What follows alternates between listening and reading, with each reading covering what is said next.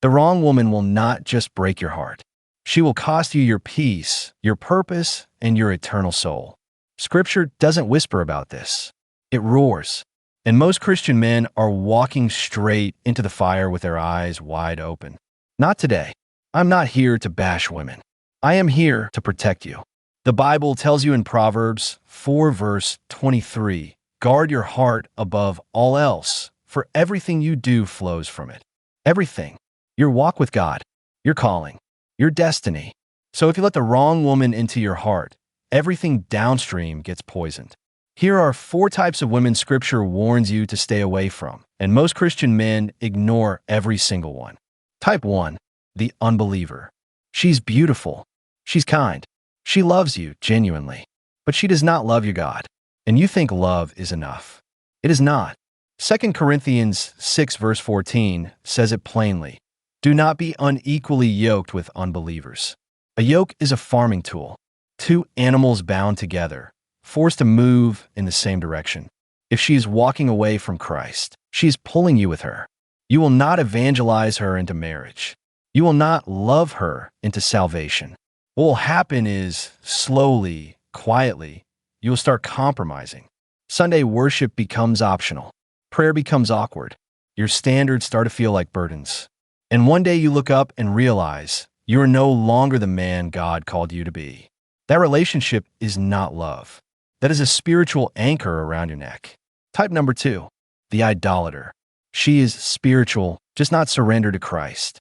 She burns sage. She reads her horoscope. She calls on the universe.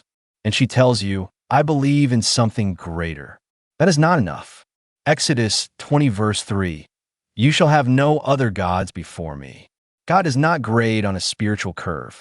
If the woman you are pursuing has built altars to anything other than Jesus, you are in idolatry. She will normalize what God calls an abomination. She will make the occult feel harmless. She will blur the lines until you can no longer see them. A man called by God cannot afford blurred lines. Type number 3, the seductress. Proverbs 7 paints a portrait of this woman, and it is devastating. She is loud. She is seductive. She does not come looking dangerous. She comes looking irresistible. In Proverbs 7 verses 26 to 27 delivers the verdict. She has brought many down to death. Her slain are a mighty host. Her house is the way to Sheol, going down to the chambers of death. That is not a metaphor for heartbreak. That is a warning about your soul. She will pull you into sexual sin, and you will tell yourself you can stop anytime. You cannot. Sin is progressive. What starts as compromise ends in destruction. Joseph ran from Potiphar's wife. He did not negotiate. He did not explain himself. He fled. That is the model. When temptation wears a face, you run. Type number 4, the backslider who wants you to follow. This woman knows God. She grew up in the church. She knows the scriptures. She knows the worship songs. But she has walked away and she wants company. She is not in open rebellion. She is just drifting.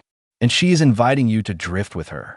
Revelation 3 verse 16, God says to the lukewarm, because you are lukewarm, neither hot nor cold, I will spit you out of my mouth. You cannot build a God-honoring life on a lukewarm foundation.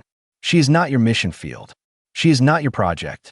If she is not running toward Christ, she is running away from him. And a man cannot chase God and chase a woman who is fleeing him at the same time. So what do? First, stop lowering your standard in the name of grace. Grace does not mean accepting what God has warned you to avoid. Second, pursue a woman who pursues God. Proverbs 31 verse 30 says it directly. A woman who fears the Lord is to be praised, not a woman who performs Christianity.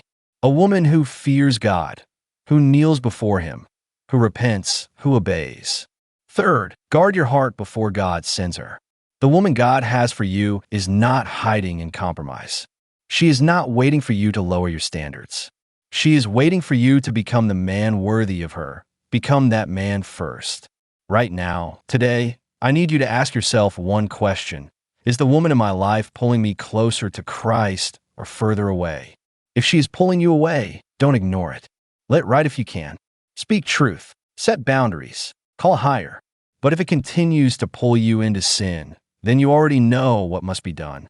Gospel of Matthew 5, verse 29 reminds us, nothing is worth losing your soul.